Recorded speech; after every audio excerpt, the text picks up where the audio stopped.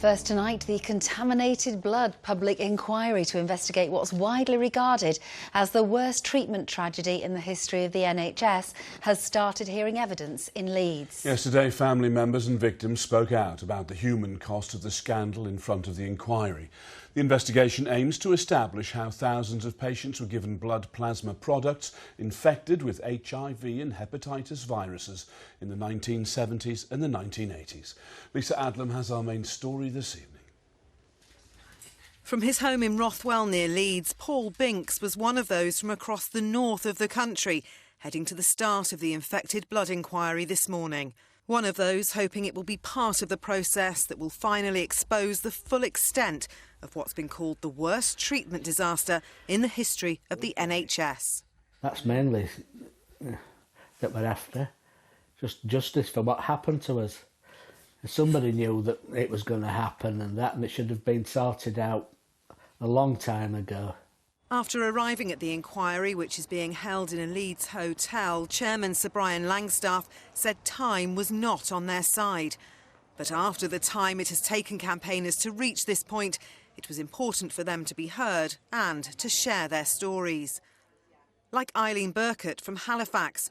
Her father Edward, a single dad of 5 who had haemophilia, died from AIDS in 1992 after being given infected blood products. But it was almost 2 decades later before his devastated family discovered the truth. Just finding out that he died of AIDS in 1992, it was shocking. It just weren't really, it was a dirty disease then, so like I say, we shut down, we didn't speak about it. Then when I did find out about it and then found out how it happened, it just made me angry, really angry. Edward was one among so very many. Between the 1970s and 1990s, the blood product factor 8 was given to thousands of haemophiliacs. It had been taken from high-risk donors like prisoners, drug addicts and prostitutes.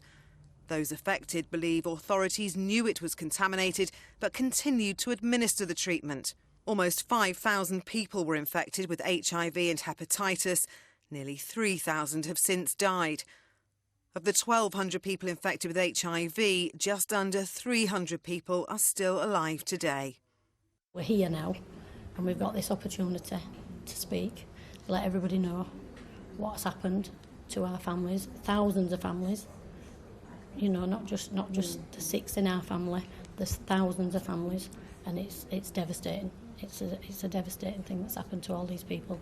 Numerous stories like Eileen's will be heard during the next 2 weeks as the inquiry in Leeds continues its mission to give them the answers and the justice they seek. Lisa Adlam, ITV News, Leeds.